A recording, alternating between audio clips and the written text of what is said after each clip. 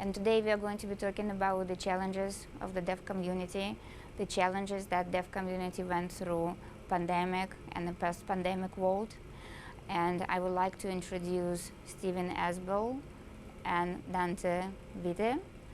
Dante came from Florida, and Stephen Isbell was traveling from Texas.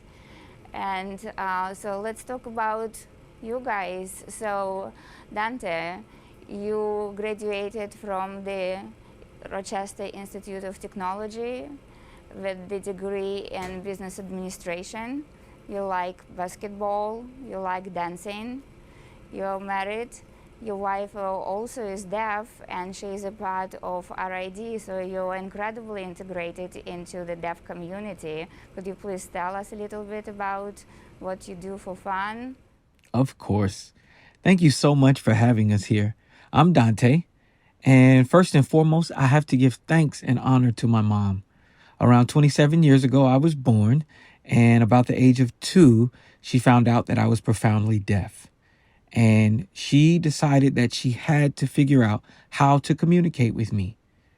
And prior to that, she had no experience with ASL, deaf culture, nothing. So my mom decided to go and get a book and learn ASL. And she would bring different books home and learn how to sign and start to communicate with me.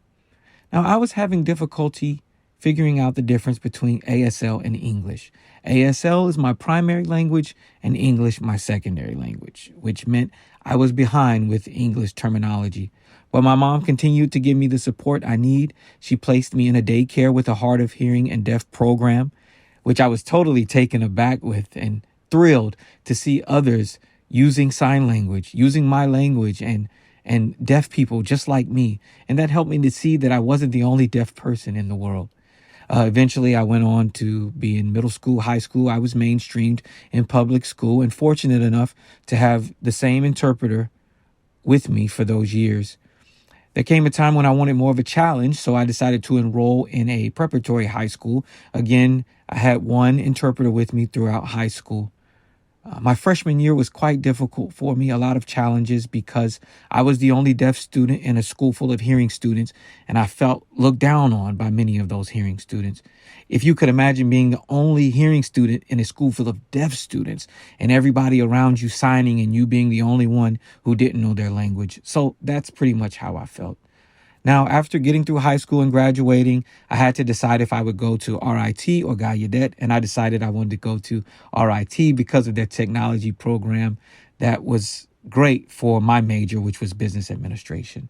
And RIT was a great school. They have a great BIPOC, deaf and hard of hearing community upstate there, and I just felt so comfortable there to be around others who were like me. I had many good friends there, many good professors who signed, who knew sign language and used it, didn't use an interpreter, but instead signed themselves, which was great. That's awesome. You can't beat that, right? I met my wife there. Now, my wife has a cochlear implant. I don't. So there were two different worlds there, hearing and deaf world came together when we came together. And that was something that her mom and dad decided when she was young to give her a cochlear implant, and that's fine. But I didn't have a cochlear implant or hearing aids or anything like that. I was proud to be deaf, proud of my deafness, and I'm happy that I grew up that way, and that's something that I passed on to my child, who is a CODA, a kid of deaf adults, and it's great to see him using sign language as his primary language and not English, even though he's so small, but just so cute to see him using ASL. And the other thing that we faced is my family is Caucasian and my wife's family is Latino. So there's a mixing of cultures there, and communication can be tough because they speak Spanish. And I wish I had a trilingual ASL interpreter, but those are hard to come by. So my wife's family and her, she brings the perspective of English, Spanish, and sign language. I bring the perspective of English and sign language. And all of that is something we can expose my son to. And overall, I'm just proud and blessed to be deaf. Well, thank you. Could you clarify, because some of our listeners might not know what CODA means? Sure. So CODA, KODA, is Kid of Deaf Adults. And CODA, Kid of Deaf Adults, would start from newborn to age 18. And then over the age of 18, one would be considered CODA with a C, child of deaf adults. So that's the difference, the K and the C. Again, above 18 would be CODA with a C. Some people use the term TODA, toddler of deaf adults, but I disagree with that. The more common term is with a K. Thank you. Thank you for clarification. And Stephen, what about you? I know that you also have connection with the deaf culture, and you're very passionate about your relationship with the ASL interpreter community. Yes, sure. So I have a lot of things in common with Dante and his experience. Some of my family are deaf, and I grew up in the deaf community, seeing deaf culture. However, my family does not sign ASL. They use a lot of home signs and also SEE, signed exact English, meaning you see English words for the dictionary, you find the sign, and you sign them in English order. So yes, I'm very, very motivated, very passionate to be involved in this community. I love the deaf community. The way I like to explain it is, yes, they live among us, but it's almost as if they're part of a different world. They have their own world, their own culture, and it's a really beautiful culture, a beautiful people. They have a strong, tight-knit community. Deaf people from different states can see each other after a long time and still know each other and remember each other because the community is so small and so tight-knit, and it's a global community as well. And also, I love the ASL interpreting community. I care a lot about interpreters, wanting to help them improve, to encourage them to feel confident in their skills and help them to thrive. And of course, the goal is eventually to have a greater pool of interpreters, because the thing that we all want is to give more support to the deaf community so that every deaf person can have full access to communication, because it is their right. And especially in the medical environment. If you can imagine for a second, just imagine not being able to hear or not understanding the language that's being spoken around you, and you have an emergency and everything's going on. Everything's going quickly. You don't know what's going on. People are coming up to you. You don't know what they're saying. They're writing notes to you. They're having you sign things that you don't know what they mean. It can be very disconcerting. So I'm very passionate, very eager to give support to the deaf community. And in line with that, I've decided to go back to school. I became an RN, registered nurse, so that I could be a nurse along with sign language, so that deaf people no longer have to depend on an interpreter to speak directly with a nurse. I can be both of those things for them. So I don't want to go on and on, but obviously you can see that I'm very passionate about this. And I'm just so grateful to be involved in this world. Thank you. Thank you for your introductions. And now let's move to Deaf Awareness Month. Tell us, please, what's the story behind it? When did it start? Why? And whether it is US-based or whether it is international movement? Great question. So Deaf Awareness Month started in 1959, and it was started by the World Federation of Deaf. They're a proponent of International Sign, which is American Sign Language combined with sign languages from other countries. The reason Deaf Awareness Month was started at that time was because there was a common view that deaf people brought no benefit to society, that they couldn't hear, they were unreliable, and they were just cast aside. So we felt that there needed to be more exposure to the deaf community and deaf culture, just like the LGBTQ community has done in our present day. So we brought forth our community and showed to people who we were through Deaf Awareness Month. And there was a lot of discrimination at the time, and we decided to fight back against that through the media and other outlets. Over time, another great development for deaf awareness was that of the first deaf school, Gallaudet. We also had more deaf adults having children and having families who could sign, and that brought more awareness to our culture and our community. And then since the year 2010, we had an increase in technology, which has been great. We've been able to utilize that. We've had more deaf content creators online who can expose people to our culture and to our language by teaching American Sign Language or teaching the ABCs online. So that's great. I look back and think it's so interesting how deaf people were so discouraged in the past because of lack of access to communication, lack of proper accommodations. There were no interpreters in the past. We would go to doctor's appointments and the appointment would be canceled because we had no interpreter. So that was sad. And that's been a struggle. But I thank God now that we have the communication we need. We have access. We have technology. We can text. And our goal now is to help people to see that deaf people are involved and do bring benefit to society. And no matter who you are, whether you be a family member, coworker, or someone who knows a little or a lot of sign language, we want you to be involved and support the deaf community. And this month is not about deaf people showing off, but instead it's about us humbly letting everyone know that we're the same as them. You may be deaf, you may be hearing. The only difference is deaf people don't hear, but we want to continue to educate people about it. Thank you.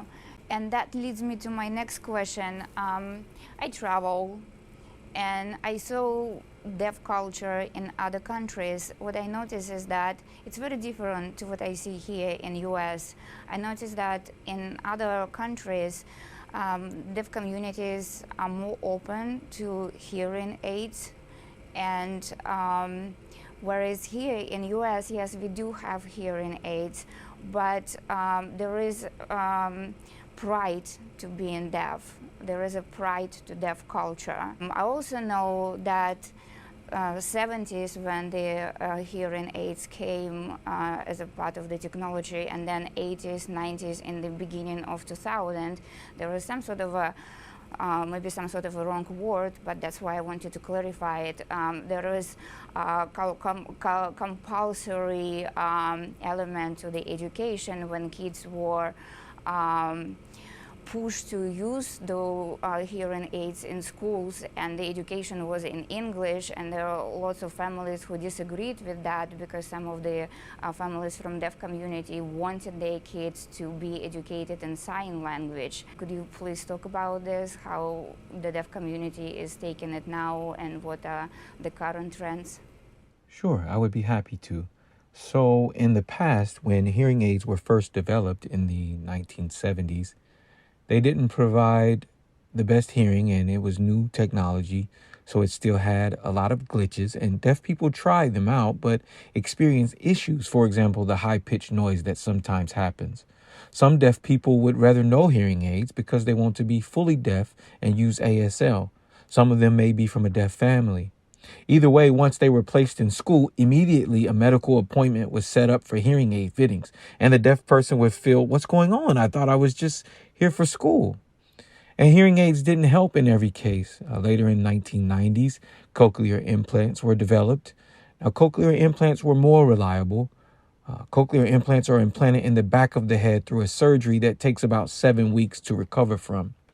On the other hand, hearing aids require no surgery and no recovery time. So there are pros and cons to both. And you'll also notice that most individuals with cochlear implants had it forced upon them at a young age without their permission. Hearing aids are often used differently depending on the user. Some use them to drive or at other times. Some deaf people feel that hearing aids are for senior citizens. I disagree with that. I feel hearing aids help us to have the ability to hear what we need to. Again, cochlear implants have been forced upon children by parents who do not understand the meaning of deaf culture or ASL. There's a low percentage of deaf families that do not use cochlear implants or hearing aids. Most families, however, will have one or the other. Interestingly, hearing aids and cochlear implant technology was developed quite some time ago, even before the ADA was passed. But it would have been even better to have had that technology even earlier. Now, back to your point, yes, other countries will place deaf students in international sign classes without their permission. But in America, the children are more often forced to get cochlear implants and sometimes hearing aids, just depending on the needs of the deaf person. I remember you and I were talking a few days ago. You were citing an article in some magazine about the data, deaf people and driving. Could you please mention it now? Yes, that's my favorite point. Thanks for bringing it up. So, when you compare deaf drivers to hearing drivers, typically deaf drivers are safer than hearing drivers. They're involved in fewer accidents, whereas hearing drivers have more accidents. They tend to drive with one hand and text with the other. Deaf drivers typically drive with two hands, and they don't turn their heads as much because they have a wider peripheral than hearing drivers. So they're able to stay more focused on the road straight ahead. So, for example, when I'm signing, I can see others signing over here. And the same on the other side when I'm signing. It's like a superpower, but not really. So, yeah, there are deaf people that really enjoy driving. In the past, I think it was around 1955, by law, deaf people were not permitted to drive. And then one of the coordinators of the ADA protested this during the time of Martin Luther King. He argued that deaf people can drive. They have arms and hands just like everyone else. Even an amputee with one arm is allowed to drive. Of course, if someone is blind, that's different. Deaf blind individuals rely on public transportation and use support service provider who uses tactile signing to interpret any international signs for them. But yeah, it's very interesting that deaf drivers tend to be safer drivers. Let's talk about English, because I know that within the hearing community there is the perception that if a deaf person lives in the US, then he or she is going to be communicating or comprehending English just the same way that a hearing person is going to comprehend that. I remember during the pandemic, when there was a criticism to the office of the president for not giving enough updates in ASL or not providing ASL services for the updates coming from the presidential office on COVID. And then I remember sitting and talking to my friends here in France, and the argument was, what's the point? They can read. Everything is written in English. And I guess the conversation is that for the deaf person, the native language is ASL. So could you please explain how it's difficult to read if English is not your native language? Similarly, it is for me or anybody else who speaks English as a second language. Right. So when reading, some individuals may struggle with dyslexia. Others may have a very limited vocabulary and not much experience with reading. It really depends on people's education and background. Or maybe someone is from Puerto Rico or from Mexico and uses Mexican Sign Language. If they would try to express themselves using English words, that would be very difficult. During the pandemic, we were forced to obtain important information through reading instead of having a live interpreter, and that's just not right. I mean, there should be a live interpreter provided, and even better would be a hearing interpreter with a CDI to make sure the message is even clearer. Especially when the deaf person is from another country, they really benefit from a CDI.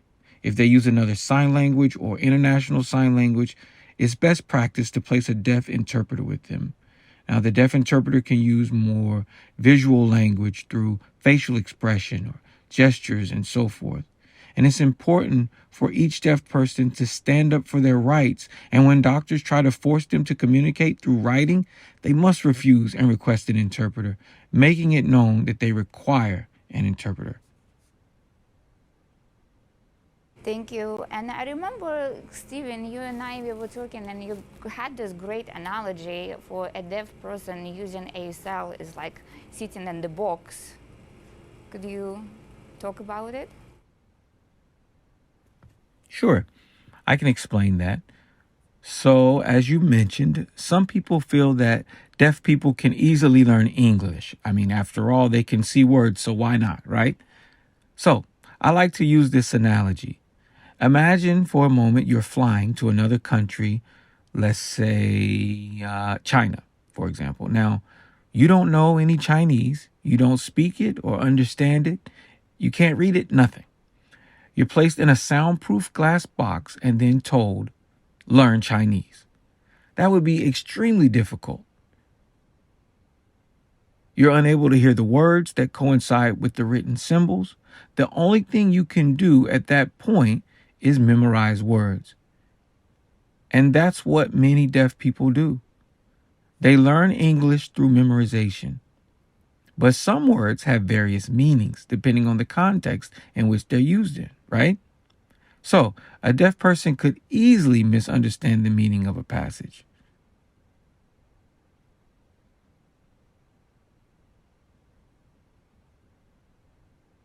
So you're right.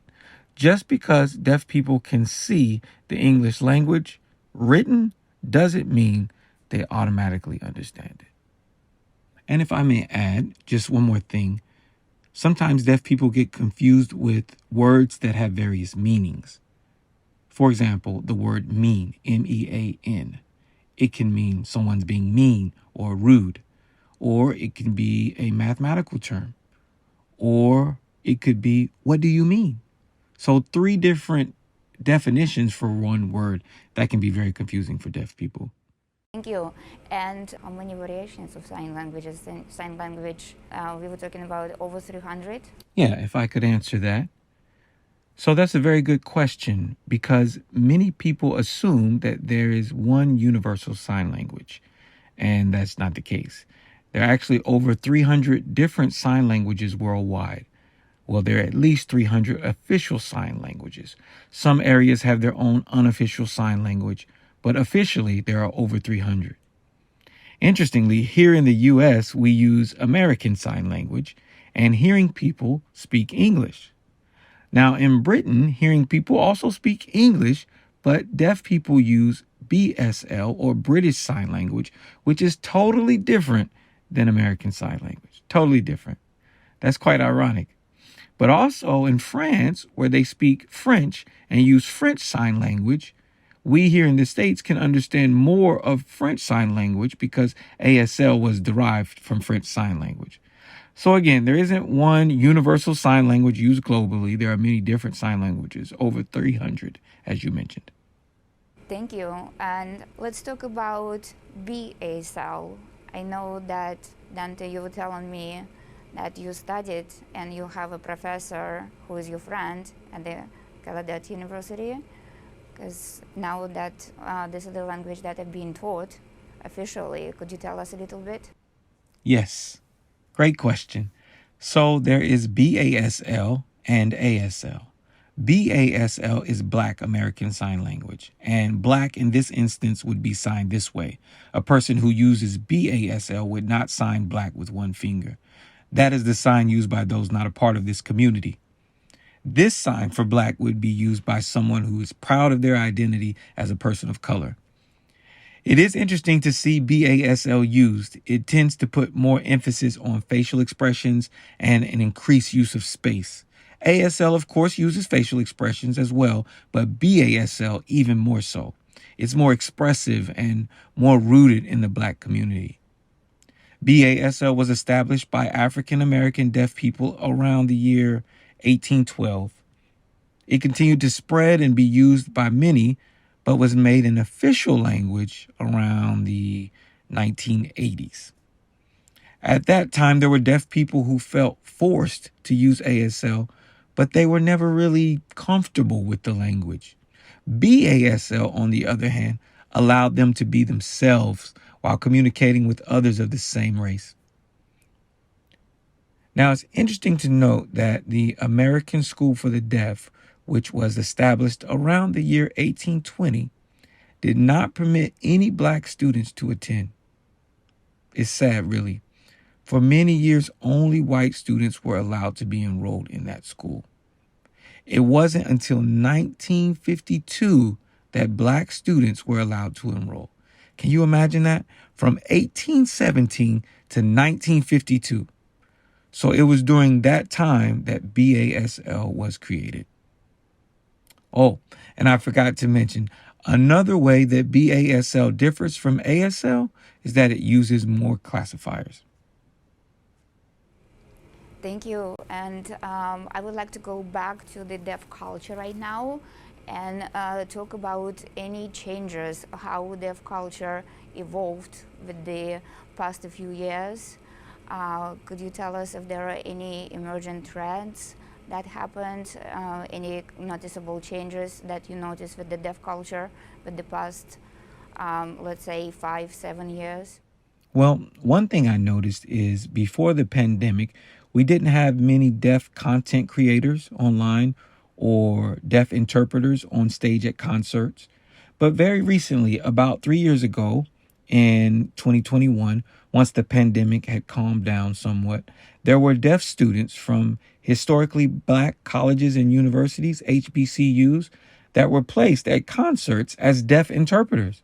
Well, that was history for us, a first time for the deaf community. It was so refreshing to see a deaf interpreter standing up there, someone from our community, not just your typical hearing interpreter up there. Finally, someone deaf. And since that, we've seen it more and more. They even have agencies that fly these deaf interpreters to concerts. We have deaf interpreters at doctor's appointments and many different settings. I've noticed a recent increase in deaf interpreters, and it's great to see members of the deaf community involved in interpreting. So that was a huge change to have deaf interpreters at these concerts. I was really touched by that and felt a lot of pride as a deaf person when I saw it. To see someone deaf like me up there, wow. Honestly, I wouldn't mind doing it too, even though I really like to dance. I would be happy to sacrifice that and be able to give something back to our community. Thank you. And could you talk to us more about deaf interpreter and CDI, deaf certified interpreter? What is their job? What situations you would recommend to use CDI? Okay, so you have hearing ASL interpreters and deaf interpreters. Hearing interpreters rely on their ears to listen and take in the message. The deaf interpreter relies on the hearing interpreter for the basic message. The deaf interpreter will then make the message more clear for the deaf client. The deaf interpreter may use different terminology or may even use slang, depending on the needs of the deaf client. For example, at a medical appointment, the hearing interpreter will hear the message from the doctor and interpret that to the deaf interpreter, who will then give a more in-depth interpretation to the deaf patient, maybe utilizing classifiers.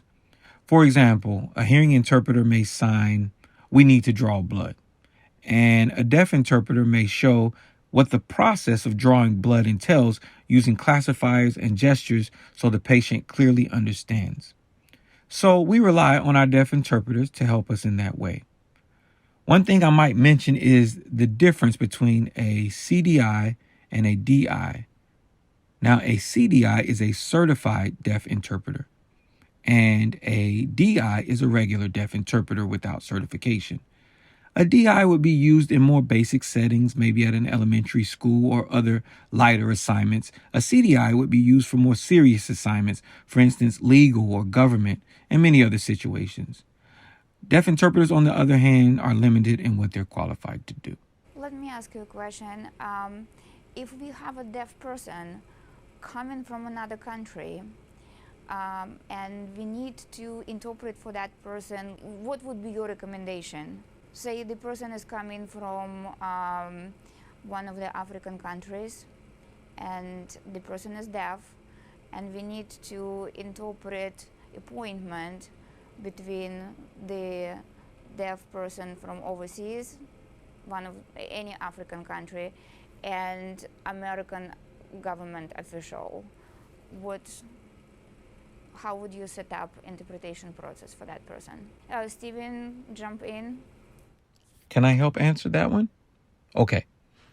So, as Dante just mentioned, more than hearing interpreters, CDIs and DIs are very adept at using international sign, gestures, visual language, classifiers, etc., to convey the message more clearly.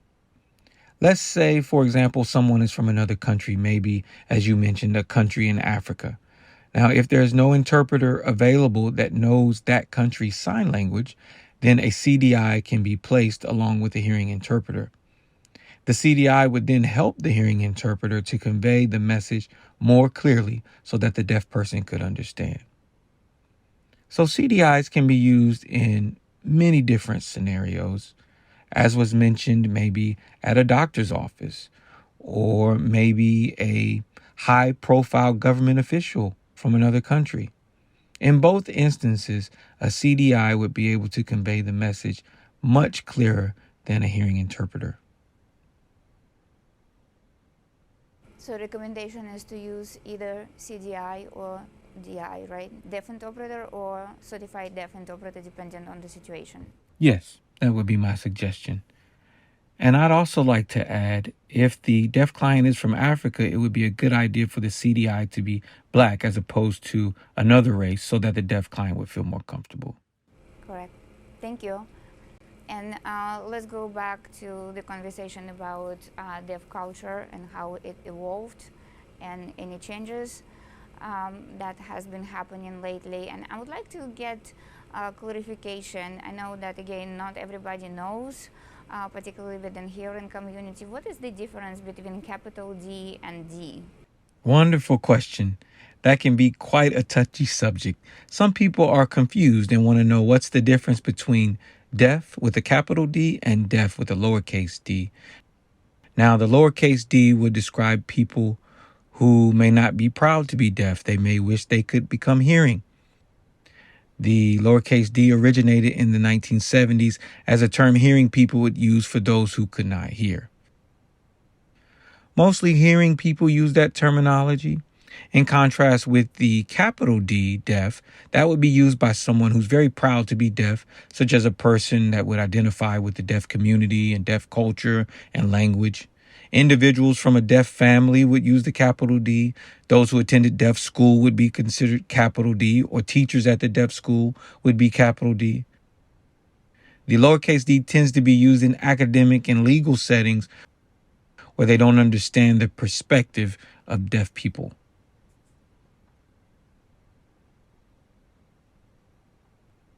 And another question I wanted to ask you is, when I came to US, it was largely common to say deaf slash HOH, deaf slash hard of hearing, and lots of companies were using it as a deaf slash HOH, hard of hearing services department.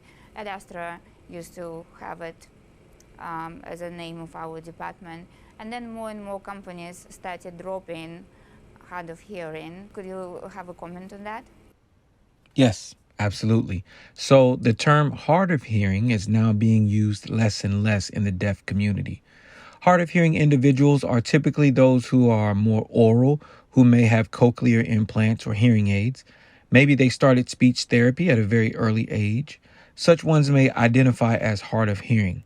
They have a measure of hearing, but they can also sign. There are some hard of hearing people who don't sign at all. They prefer to talk.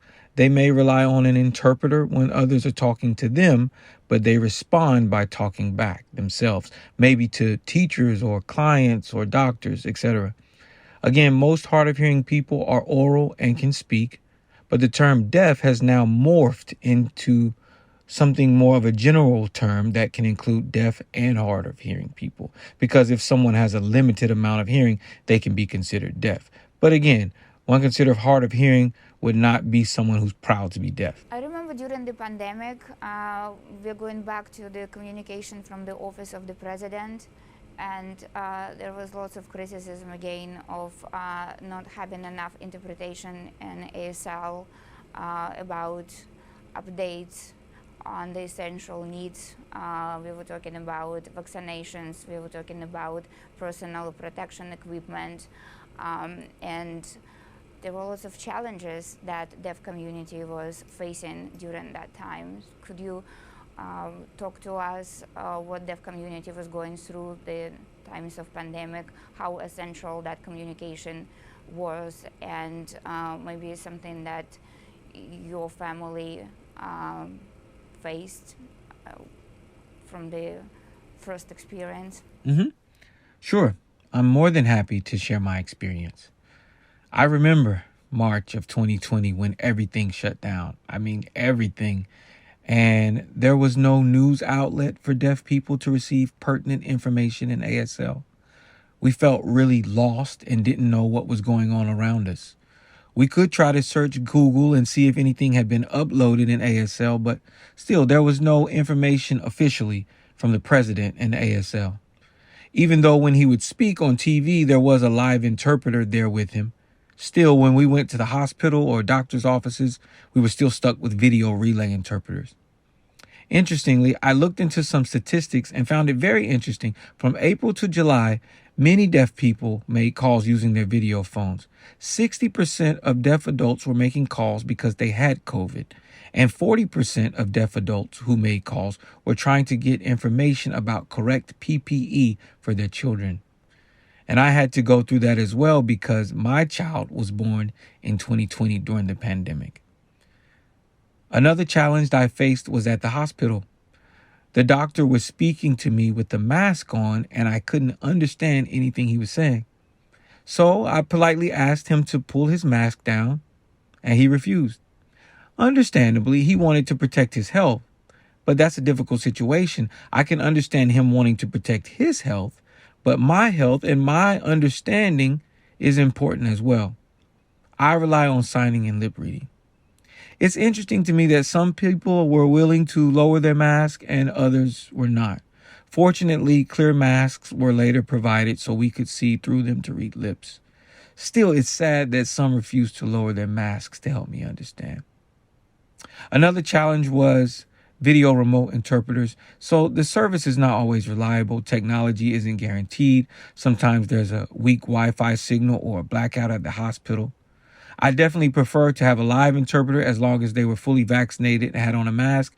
We were good. So COVID was truly a challenging time for me. I remember sheltering in place the whole time. I didn't talk to many interpreters. I felt that doctors wouldn't understand my needs. I didn't have access to instructions on where to get my first vaccine injection. There was nothing in ASL that I could view that would give me instructions on what to do about getting vaccinated. That was a very difficult time for me and my wife as well. Now, she has a cochlear implant and has some hearing, so she was able to hear some people even when they wouldn't remove their masks. But I didn't have that luxury, so it was a completely different experience for me. And I'd like to add to that, if I may. So during the pandemic, something often happened that just further proves my point about deaf people being expected to understand English.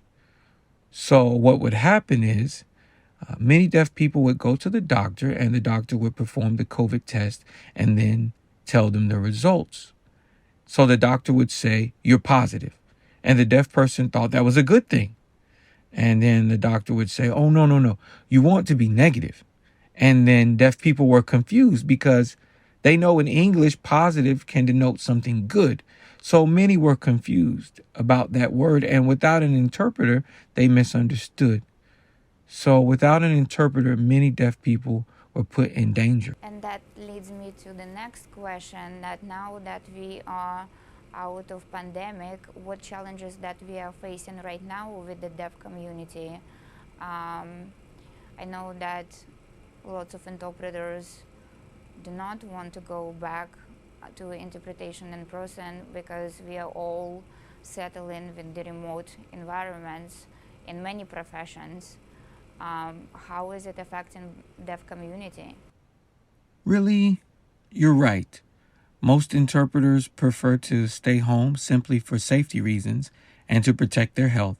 But at the same time, we really need live interpreters.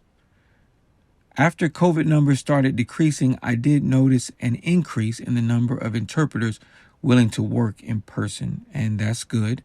As long as they're fully vaccinated with their booster, it's a good thing. Because virtual interpreting is not always reliable. Many deaf people have complained, stating they just want an interpreter live, in person, whether they have on a mask or not. You know, one of our biggest challenges as deaf people is communication. We are here and we need access. And we don't want to visit the doctor and get our COVID results on a written note. we must have an interpreter there. We rely on the interpreters. Now, if the interpreters prefer not to come out, then ultimately that's their decision.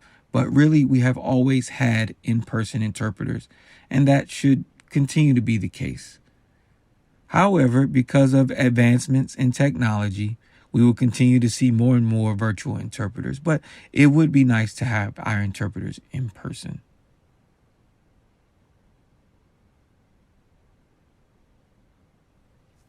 I'd like to add to that, if I may.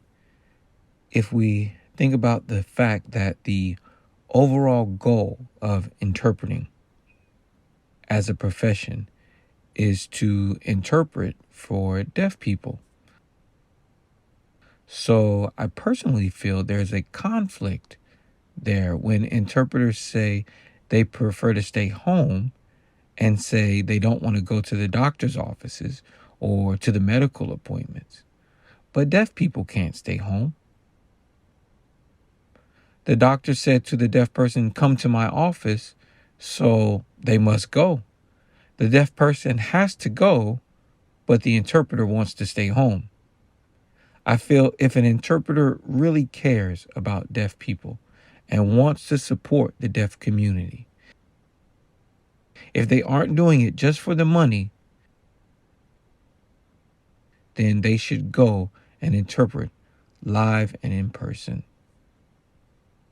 And the follow-up question that we will be talking more about technology, is it always about technology? Because we also know that technology needs to have supporting infrastructure within the hospital, and very often we know that even the phones, doctors' phones, are not going to be working in certain parts of the hospital. Isn't that why lots of nurses and doctors are still using pagers? Stephen, remember you and I, we talked about it. Any comments on that? Because ASL is a 3D language, and for somebody who is going out of the procedure and seeing the screen that is slow and getting frozen, and infrastructure of the hospital is still not there to provide VRI interpretation up to the standards for the patients to see and understand it on maybe in the triage, maybe for 30 minutes, but interpretation sometimes needed for several hours. Well, for one thing, internet is not always reliable. Connections can be spotty. I remember showing up for my second vaccination shot. I didn't have an interpreter with me because when I called through my video phone, they told me they would already have an interpreter in place upon my arrival. So I showed up and there was no interpreter. So I had no choice but to use my phone to type back and forth. They had on masks, so no lip reading was possible. I felt quite irritated by the situation. In my opinion, it's always better to have an in-person interpreter there beside you, where you can get that personal connection and not have to rely on failing internet signals. I agree.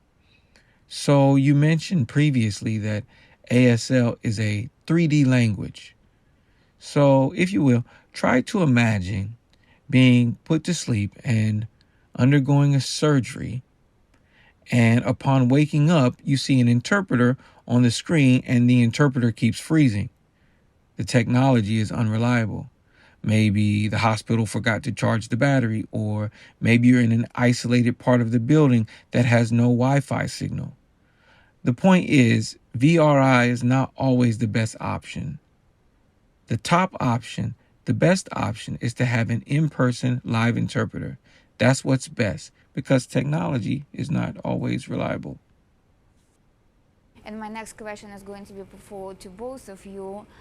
Currently, I know that we are still getting some data that is coming from the times of pandemic. Do we have any data in healthcare sector or educational sector on what happened to deaf community during pandemic? Do we have any data on how deaf community was left behind? Because we know that when the schools the hearing kids, some did not receive support and education through the learning from home or studying from home. Do we have any research done on the deaf community, and the same as in the healthcare sector? Did you have access to any data right now, or do we know if any research is being done currently? Did you have any data or research you wanted to share, Stephen? I don't have any exact statistics, no. What about you? Yes, I checked data spanning from April to November. Actually, it was April to June of 2020. So summer classes were held virtually. I noticed that the clients we provide services for were not giving accommodations for virtual classes. I also found out that 63% of people who needed an interpreter were requesting virtual interpreters, and in person was much lower percentage for academia, colleges, and so forth. But for those students who could not go on campus or weren't allowed to, they had no choice but to take online classes. If they had questions about their class, they couldn't ask through an interpreter. They had to type up an email and then send it to the professor, which was a lot more work for those students, not to mention the response time was often delayed. It's much better to have an interpreter to facilitate communication with the professor. So there were many barriers for deaf people at that time. Many of them were showing up to school without an interpreter, which goes against the ADA, as was previously mentioned. The current situation with the employment, my numbers show that at the moment it's about 53 to 54% that of deaf population being employed.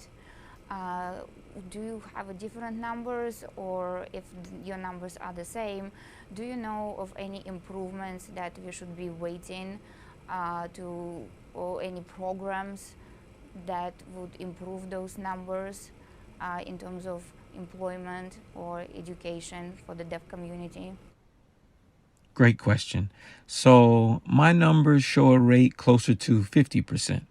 What we've noticed is that some deaf people have been able to gain employment with deaf agencies where sign language is used and they can freely hire deaf people. That doesn't, however, seem to be the case with other agencies or companies that are not deaf owned. They have a history of denying employment to deaf applicants basically because they don't hear. They see the resume, find out they're deaf, and then don't give the applicant any of their time after that. It's sad to see companies that refuse to provide interpreters for deaf people's job interviews simply because of budget constraints. Companies should be more willing to accommodate their deaf employees by providing an interpreter. Deaf employees are valuable to companies. They're capable of doing whatever's needed. They just don't hear. Interpreters can be provided for orientation, training, and so on.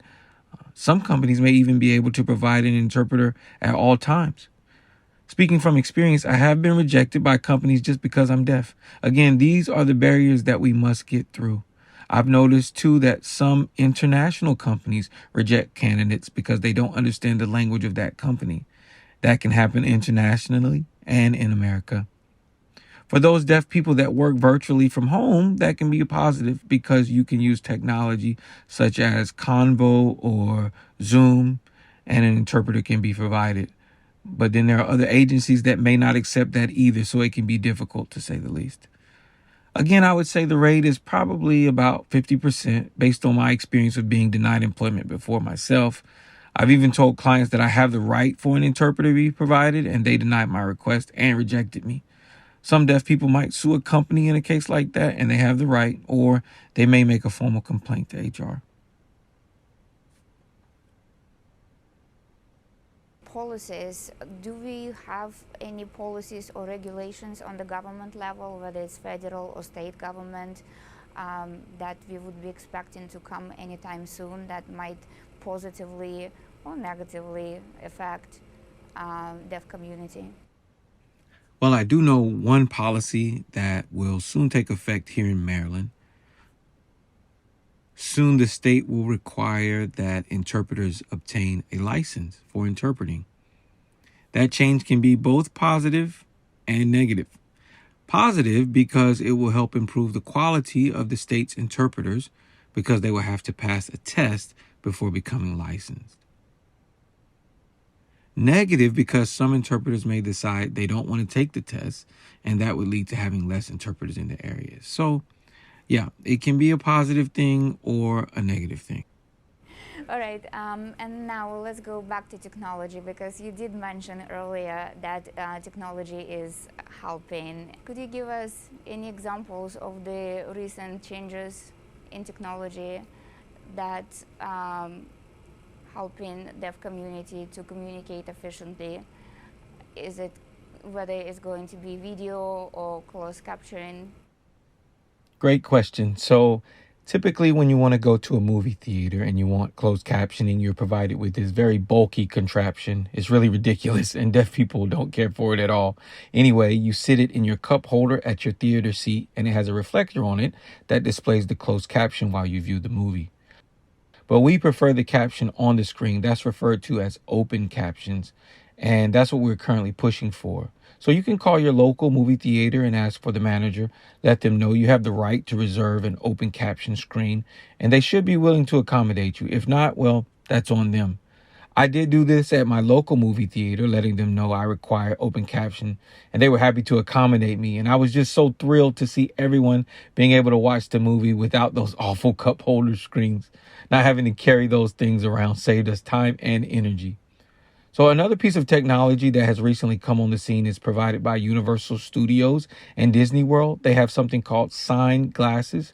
You put on the glasses and you can see the interpreter in the corner of your glasses while watching different performances and shows.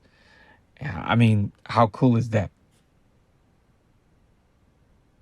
And we are getting to our last two questions. Let's talk about social media. Are any particular social media platforms that are being utilized by deaf community that is helping with in particular with the advocating for the rights of the deaf community at the moment that you can talk about?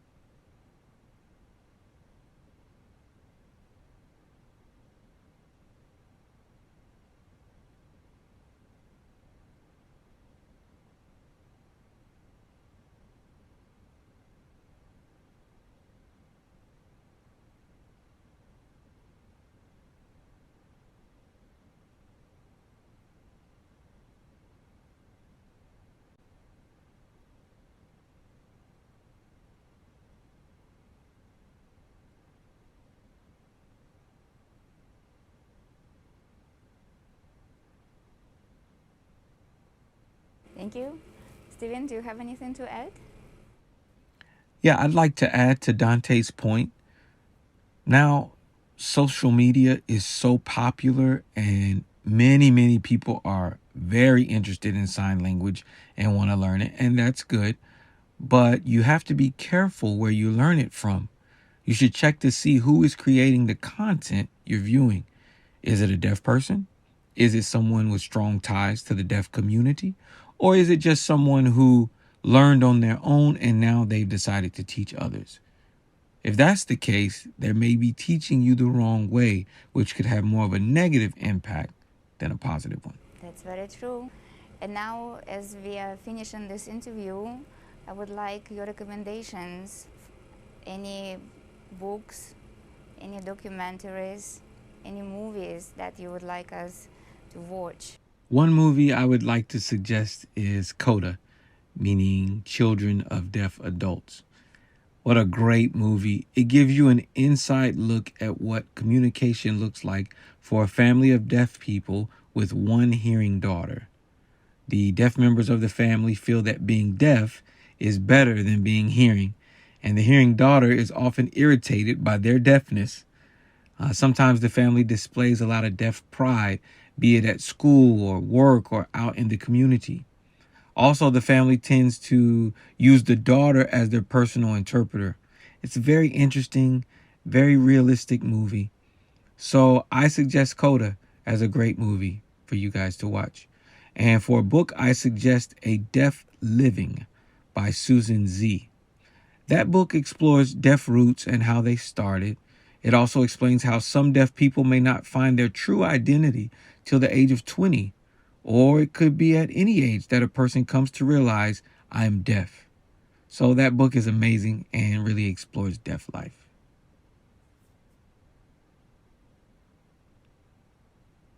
What about you, Stephen? You have any recommendations? Yeah, one book that's very interesting and also has a funny name. It's entitled, What is Your Sign for Pizza? So, this book explores the different accents and regional signs used in American Sign Language. For example, that word pizza would be signed differently depending on where you live. So, it could be signed like this, for example, or this, or this, or this. There's various signs for pizza. So, it's an interesting book and it teaches us some linguistics as well. So, I would recommend that one. Thank you, guys. And can you teach us one sign? Well, of course. Let's see. One sign I could teach you for Deaf Awareness Month. Let's see. Which sign can we use? Let me think about it. Oh, well, we could do international since this company at Astra is international. So this is how you sign that. You take your two hands and you want to rotate them like this. And that's the sign for international. Okay, so take your two hands like this. And you want to go forward with it. International, like this. Great job.